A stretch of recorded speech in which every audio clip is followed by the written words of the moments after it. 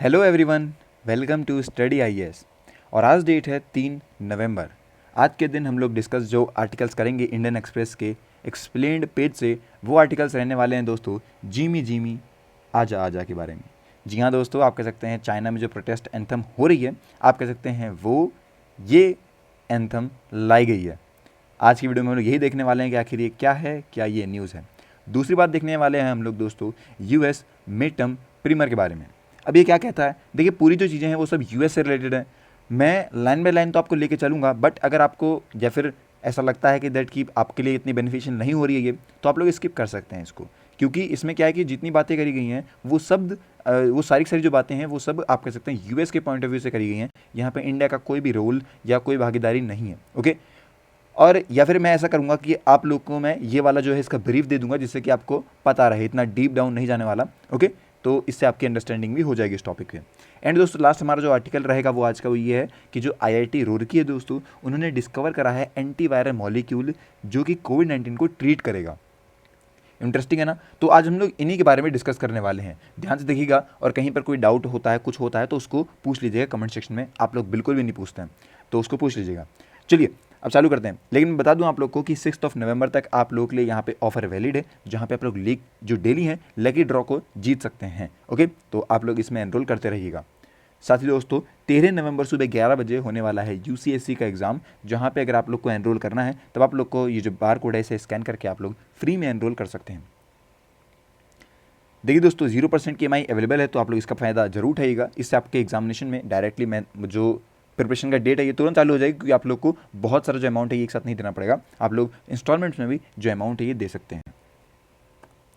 अब देखिए सबसे पहला हमारा जो आर्टिकल आता है वो ये है जिमी जिमी आजा आजा के बारे में। देखिए दोस्तों जो चाइना है वहाँ पे आप कह सकते हैं इम्पोज हुआ पड़ा है strict lockdown under zero Covid policy के तहत। और यहाँ पे जो लोग हैं दोस्तों, उन्होंने एक नया आप कह सकते हैं तरीका ढूंढ लिया प्रोटेस्ट का। वो ये है कि वो यहाँ पे आप कह सकते हैं जो ये गाना है आप कहते हैं जिमी जिमी जिमी आजा आजा के बारे में, इस पे वीडियोज़ बना रहे हैं। ओके, अभी दोस्तों गाना जो है इसको गाया था यहाँ पे बप्पी लहरी साहब ने। ओके, सुपर हिट गाना निकला 1982 में, जो डिस्को डांसर मूवी थी, फिल्म थी, उसमें से आप कह सकते हैं ये गाना जो है वो निकल के आता है। और उस टाइम पे बहुत फेमस हुआ, जिस टाइम पे अभी ये जितना हो रहा है। आपको बता दूं मैं कि जो आप कह सकते हैं चाइनीज़ सोशल मीडिया प्लेटफॉर्म है जिसका नाम है डुयन, जो कि टिकटॉक की तरह का ही है, बिल्कुल टिकटॉक ही आप मान लीजिए। तो उसमें आप कह सकते हैं लोग जो है वो मैडरिन में इस गाने को गा रहे हैं बेसिकली। अब मैं बता दूं आप लोग को, जो जिमी जिमी गाना है इसका ट्रांसलेशन ये है दोस्तों गिमी राइस करके। तो मैडरिन में दोस्तों जिमी जिमी का मतलब होता है गिमी राइस, इस तरीके से आप मान सकते हैं।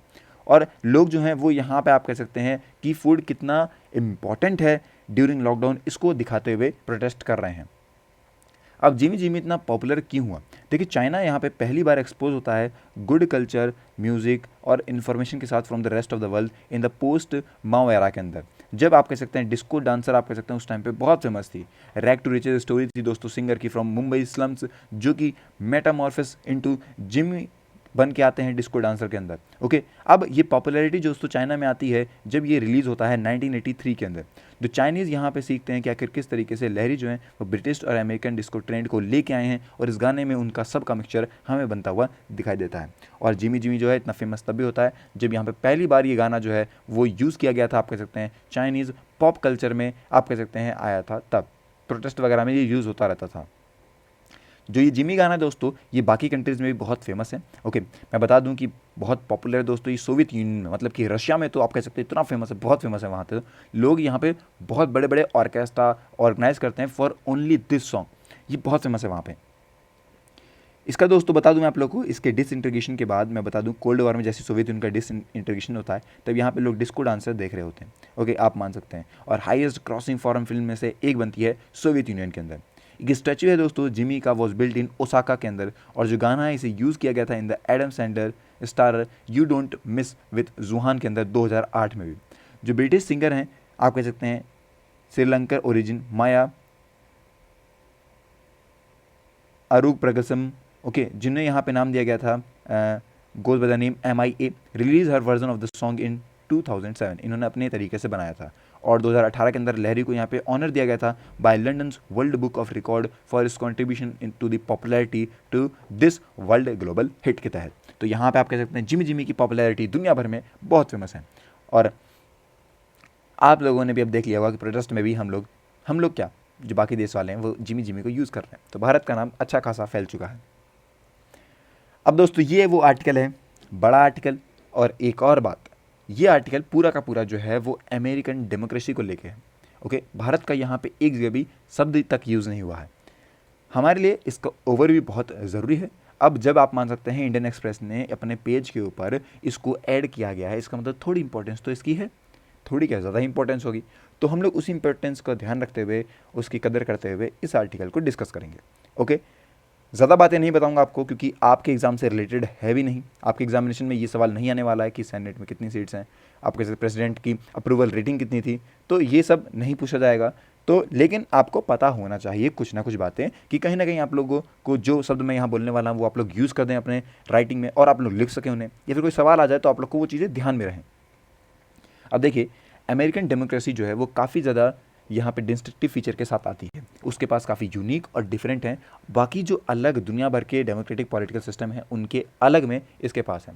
अभी दोस्तों जो मिड टर्म इलेक्शन है, ये पर्टिकुलरली एक अमेरिकन इन्वेंशन है, बहुत अलग तरीके का ये कॉन्सेप्ट लाया गया था। ये क्या है दोस्तों, मैटर क्या है इस पूरा? देखिए, जब प्रेसिडेंट आते हैं of United States in arguable the most powerful democratical electrical political executive in the world, सबसे ज़्यादा पावरफुल माने जाते हैं, तो वर्ल्ड के पास आप कह सकते हैं ये आता है कि दुनिया भर के लोग इस प्रिविलिंग मूड के साथ आते हैं कि जो इनका इलेक्टोरेट है वो अभी ओनली सुपर पावर लेके क्यों है इन द इंटरनेशनल सिस्टम। इनका जो इकोनॉमिकल और साथ ही साथ पॉलिटिकल सोशल जो इशूज़ कंसर्न है विद द अमेरिकन पीपल, वो एक बात आती है। और जो नए यहाँ पे स्टार्स आते हैं ऑफ पॉलिटिकल फर्मेंट, ये क्या कहते हैं, तो इन सभी के बारे में हमें पता लगता है। जो मिड टर्म इलेक्शन है दोस्तों, ये चालू हो जाएगा painting the political landscape for the presidential election of 2024। Okay, जो इलेक्शन है ये काफ़ी इंपॉर्टेंट रहने वाला है, contemporary measure of the political standing of the president Joe Biden and the vice president Kamala Harris के तहत। तो इन दोनों के लिए ये बहुत बड़ी बात रहने वाली है। अब देखिए दोस्तों, अगर साधारण भाषा में बताऊं मैं आपको, तो मिड टर्म इलेक्शन जो है वो डिसाइड करते हैं कि आखिर जो उनकी डेमोक्रेट है या फिर जो उनकी रिपब्लिकन्स है, कौन कंट्रोल करेगा कांग्रेस को। ये काफ़ी क्रिटिकल है दोस्तों, जो कि आप कह सकते हैं नई लेजिस्लेशन को लेके आता है, particularly on the issue of importance of the Biden and administration. Okay, अगर शॉर्ट में बताऊं तो अगर रिपब्लिकन कंट्रोल लेता है कांग्रेस का, तो ये ब्लॉक कर देंगे legislation moved by the Biden administration, और ये लगभग यहाँ पे आप कह सकते हैं पूरी गवर्नमेंट को ही रोक देंगे, जिसके अंदर हर एक यहाँ पे आप कह सकते हैं अगर स्टॉलिंग क्रिटिकल अपार्टमेंट्स वगैरह हैं तो उन सबको ये रोक सकते हैं, अगर जो रिपब्लिकन है उसके पास कंट्रोल आ जाता है कांग्रेस का। ओके, अब देखिए इलेक्शन और जो करंट डिवीजन है इसके बारे में बताता हूँ मैं। Less than a week from now दोस्तों, 8 नवंबर को आप कह सकते हैं उनको बनाया जाएगा इलेक्शन डे, जो कि exactly middle of the Biden presidency पे है। इसका जो पूरे दोस्तों उसके अंदर फिल कर जाएंगी 435 हाउस ऑफ रिप्रेजेंटेटिव सीट्स, जिसमें से 35 रहने वाली है सेनेट की, 36 रहने वाली दोस्तों गवर्नरशिप की, और साथ साथ इसके अंदर यहाँ पे आपके जो लोकल जो गवर्नमेंट ऑफिस हैं वो, जिसके अंदर मेयर वगैरह सब इंक्लूड आते हैं। 24 आवर बाद दोस्तों जो रिजल्ट है उसको यहाँ पे देखा जाएगा, और ये क्लियर हो जाएगा कि कौन यहाँ पे कंट्रोल करने वाला है यूएस की कांग्रेस को। ये सेनेट दोस्तों आप कह सकते हैं, और जो हाउस ऑफ रिप्रेजेंटेटिव है वो आप कह सकते हैं एक फॉर्म है दी यूएस कांग्रेस, जो कि यहाँ पे आप कह सकते हैं बाई कैमरल हमें देखने को मिलती है। Out of 535 members of the US Congress, हर एक जो सीट है वो यूएस हाउस ऑफ रिप्रेजेंटेटिव की ग्रैब करी जाएगी, और as well as slightly more than 1/3 of the 100 seats in the Senate, तो वो यहाँ पे जीत जाएगा बेसिकली। जो मेंबर है दोस्तों हाउस, वो इलेक्ट किए जाते हैं फॉर अ 2-year टर्म, साथ साथ जो सेनेट होते हैं उनको इलेक्ट किया जाता है for a term of 6 years। Okay, हर एक आप कह सकते हैं जो सीट है हाउस में, वो आप कह सकते हैं कहीं ना कहीं अपोर्शन है अमंग स्टेट ऑन पॉपुलेशन। हर एक जो स्टेट है इसमें आप कह सकते हैं इरिस्पेक्टिव ऑफ पॉपुलेशन इलेक्ट किए जाते हैं 2 मेंबर ऑफ द सेनेट।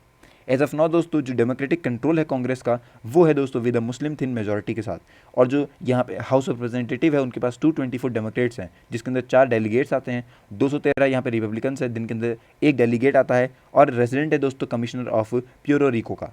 3 यहाँ पे वैकेंट सीट भी हैं। ओके, यहाँ पे बता दूं मैं आपको कि फॉर्मिडेबल जो नैन्सी पेलोसी हैं, इनका नाम बहुत ज़्यादा फेमस रहा, अभी न्यूज़ में भी थी कुछ दिन पहले। ये लाइफ लॉन्ग डेमोक्रेट रही और स्पीकर हैं दोस्तों, और यहाँ पे प्रेसिडिंग ऑफिसर हैं ऑफ द हाउस। जो सेनेट है ये इक्वली यहाँ पे डिवाइडेड है बिटवीन 50 रिपब्लिकन्स और 50 डेमोक्रेट्स के तहत, जिसके अंदर जो डेमोक्रेट्स हैं उनमें 48 मेंबर आते हैं, और 2 यहाँ पे इंडिपेंडेंट आते हैं। दोनों ही आप कह सकते हैं जो हैं वो आपके कॉकस और इनके साथ ये अलाइन कर रहे हैं विद द डेमोक्रेट्स। जो वाइस प्रेसिडेंट कमल हैरिस हैं, ये प्रेसिडेंट हैं ऑफ द सेनेट, और इनके पास कहीं ना कहीं कास्टिंग वोट भी है, thereby giving democrats a majority in the senate. Main issue क्या है इलेक्शन का, देखिए apart from the local subject जो भी यहाँ दिक्कत आ रही है, उसके अलावा भी पर्टिकुलर डिस्ट्रिक्ट में भी दिक्कतें आई हैं। यहाँ पे काफ़ी सारे पॉलिटिकल, इकोनॉमिक और सोशल इशूज़ हैं जो कि राइज होते हुए दिखाई देते हैं और वो रेजोनेंस लेके आते हैं electorate across the US. Okay, अब देखिए जो बिडेन प्रेसिडेंसी है और जो लेगेसी है दोस्तों डोनाल्ड ट्रम्प की, इसके बारे में बताता हूँ मैं आपको। जब यहाँ पे आप कह सकते हैं एक पोल लगाया गया, उसके तहत पता लगाया गया, तो उसमें यह आया था कि जो प्रेसिडेंट बिडेन है, इन्हें अप्रूवल रेटिंग जो मिली है वो मिली है 42.4% की, और यहाँ पे डिसअप्रूविंग जो रेटिंग मिली है वो मिली है 53.7% की। अब ये लोएस्ट अप्रूवल रेटिंग है दोस्तों 2 साल से आप कह सकते हैं जब एडमिनिस्ट्रेशन रहा था किसी भी प्रेसिडेंट का इन द रिसेंट आप कह सकते हैं हिस्ट्री में। ओनली हैरी जो यहाँ पे टॉरमैन है, इनको मिला था जब सेकेंड वर्ल्ड वॉर हुई थी, उसके बाद इन्हें बहुत कम रेटिंग मिली थी। अगर बात करें हम लोग पोल्स के बारे में, तो वो कहीं ना कहीं रिवील होते हैं डेमोक्रेट वोटर्स को लेके, और ये डीपली कंसर्न है by the threat to the democracy. The January 6, 2021 जब यहाँ पे कैपिटोल रियोट इंस्पायर्ड होते हैं by the supporters of the Trump, यहाँ पे एक पर्सपेक्टिव आता है of the former president making a comeback. Although दोस्तों ट्रंप यहाँ पे पूरी तरीके से रिवील नहीं कर पाए अपने कार्ड्स को, और ना ही आप कह सकते हैं डेमोक्रेट सही तरीके से दिख पाई उन्हें, और ना ही आप कह सकते हैं ये दोबारा से इलेक्शन में आ पाए। लेकिन क्या दोबारा से आप कह सकते हैं हमें देखने को मिल सकते हैं 2024 के इलेक्शंस में। अब देखिए यहाँ पे आपको बताना चाहूँगा कुछ यहाँ पे बातें हैं जो कि उनकी आप कह सकते हैं टर्म से निकल के आती है। पहला तो ये था इशू जो आप कह सकते हैं बिडेन प्रेसिडेंसी। फिर दोस्तों आता है एबॉर्शन, क्राइम और इमिग्रेशन को लेके।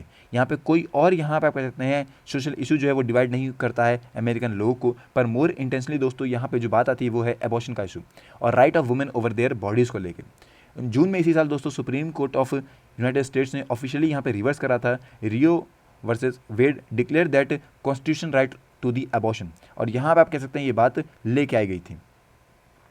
क्राइम और इलीगल जो इमिग्रेशन है वो आप कह सकते हैं रिकॉर्ड कर रहा है level across the Mexican border, और ये कहीं ना कहीं डीप रेजोनेंस है विद द रिपब्लिकन वोटर्स को लेकर।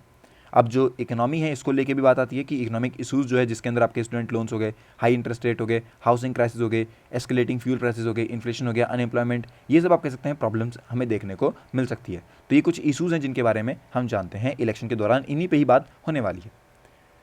अब देखने वाली क्या बात है, तो देखिए सेनेट जो सीट है वो पॉसिबली आप कह सकते हैं फियर सिस्ट रहने वाली है, कॉन्टेस्ट विद दी आप कह सकते हैं पेनिसिल्वेला, जॉर्जिया, नेवेडा, आप कह सकते हैं आपकी न्यू हैम्सपेयर होगी, ओहियो, विस्कॉन्सिन होगी, एरिजोना, नॉर्थ कैरोलिना, फ्लोरिडा और कोलोराडो, आप कह सकते हैं इन सब में आप कह सकते हैं चीज़ें हमें देखने को मिल सकती हैं। बाकी कुछ यहाँ पे इंपॉर्टेंट नहीं है, उन्होंने अपनी बातें बताई हैं। और अगर ओपिनियन पोल्स के साथ माने तो उनकी कुछ हमें गुड एविडेंस मिलते हैं, जहाँ पे मोस्ट लाइकली जो सिनेरियो ये है कि रिपब्लिकन्स कहीं ना कहीं कंट्रोल ले लेंगे हाउस का, और डेमोक्रेट्स आप कह सकते हैं आप क्लिंज रहने वाले हैं ऑन दी सेनेट। तो ये बातें हैं जो कि हमें अब तक पता लगती हैं। ओके, आई होप कि आपको समझ में आया होगा। मैंने ज़्यादा आपका टाइम नहीं लिया होगा, बहुत जल्दी मैंने कवर करने की कोशिश करी है, और कुछ टर्मोलॉजीज यहाँ पे यूज़ करिए जो कि अगर आपके आप कह सकते हैं फिट हो जा रही है, आपको समझ में आ जाती हैं, तो आप लोग अपने एग्जामिनेशन में इन सबको कहीं ना कहीं इधर उधर यूज़ करके बहुत अच्छी आंसर राइटिंग भी कर पाएंगे। ओके, आई होप कि आपको समझ में आ गया होगा। एंड दोस्तों लास्ट आर्टिकल आता है हमारा IIT रुड़की को लेके, जिन्होंने यहाँ पे डिस्कवर कर लिया है एंटीवायरल मॉलिक्यूल्स टू ट्रीट कोविड-19। रिसर्चर्स दोस्तों जो IIT रुड़की हैं उन्होंने आइडेंटिफाई किया बेसिकली अभी रिसेंटली एंटीवायरल मॉलिक्यूल्स जो कि ये लोग यूज़ करेंगे टू ट्रीट कोविड-19। एक टीम है दोस्तों, उन्होंने पूरे तरीके से आप कह सकते हैं एक ड्रग था उसको रीपर्पजिंग करते हुए यहाँ पे एंटीवायरल मॉलिक्यूल्स को ढूंढा है। यहाँ पे बता दूं आपको कंप्यूटेशनल और एंटीवायरल जो एक्सपेरिमेंट्स स्टडीज़ हैं वो होती रहती हैं, और उन्हीं के हिसाब से ये बातें पता लगाई गई हैं। कॉलेज के ऑफिशियल्स ने ये कहा है कि जो कोविड-19 पेंडेमिक है ये कहीं ना कहीं दोनों ही कंप्यूटेशनल और एक्सपेरिमेंटल स्टडीज़ के साथ ही आप कह सकते हैं पूरी दुनिया में हम लोग यूज़ कर रहे हैं, और इसे अंडरस्टैंड करने की कोशिश कर रहे हैं कि आखिर क्या स्ट्रक्चर है और क्या नेचर है SARS-CoV-2 का, जो उनका वायरल प्रोटीन है उसके तहत। ओके, और डेवलप कर रहे हैं दोस्तों उनके वैक्सीन को आप कह सकते हैं विद द अंडरस्टैंडिंग। यहाँ पे बता दूं आपको कि इसके रिजल्ट में दोस्तों जो अवेलेबिलिटी है प्रोटीन डेटा बैंक की, वो एक रिपोजिटरी थी जिससे हम लोग उसके स्ट्रक्चर को और जो प्रोटीन है वायरस को इसको समझ सकते हैं। जो टीम है पूरी तरीके से फोकस कर रही है डिस्कवरिंग मॉलिक्यूल्स जो कि एक्ट करेंगे specific part of the viral proteins, जिनका नाम है न्यूक्लियोटाइड बाइंडिंग पॉकेट्स NBP। ये बातें उन्होंने बताई बेसिकली। अब जो NBP है दोस्तों ये बाइंड करेगी with the nucleotides the building blocks of the RNA और DNA। कहीं ना कहीं ये हेल्प कर रहे होंगे कि जो रेप्लिकेशन है वायरस का उसको रोक सकें। NBP टारगेट कर रही होगी ड्रग्स को जिसका नाम है आप कह सकते हैं used for viral disease such as HIV, hepatitis B, hepatitis C, और यहाँ पे आप कह सकते हैं हर्पेस अमंग अदर्स। जो टीम है ये एग्जीक्यूट कर रही है प्रोटीन स्ट्रक्चर को बेस्ड आप कह सकते हैं repurposing research on SARS-CoV-2 molecules for the clinical evaluation and eventually use as antiviral therapeutics। तो इस तरीके से आप कह सकते हैं ये यूज़ होने वाली है। शॉर्ट न्यूज़ पर इंपॉर्टेंट न्यूज़ इसीलिए डिस्कस कर दी और जल्दी जल्दी मैं कर देता हूँ क्योंकि आपका टाइम वेस्ट ना हो। तो आज की वीडियो के लिए दोस्तों इतना ही। बाकी जो हमारी नई न्यूज़ आती रहेंगी वो मैं आपको अपडेट देता रहूँगा टाइम टू टाइम, दिन भर में आपके पास आती रहती हैं कई सारी न्यूज़। तो हमारे चैनल को सब्सक्राइब कीजिएगा और मोटिवेट कीजिए हम लोग को कि हम लोग और वीडियो आप लोगों के लिए लेकर आ सकें, जिससे कि आपकी प्रिपरेशन और बेहतर हो पाए। और बताइएगा ज़रूर कि हम लोग आपके लिए आगे क्या क्या कर सकते हैं। तो आज की वीडियो के लिए दोस्तों इतना ही। Till then take care and have a nice day.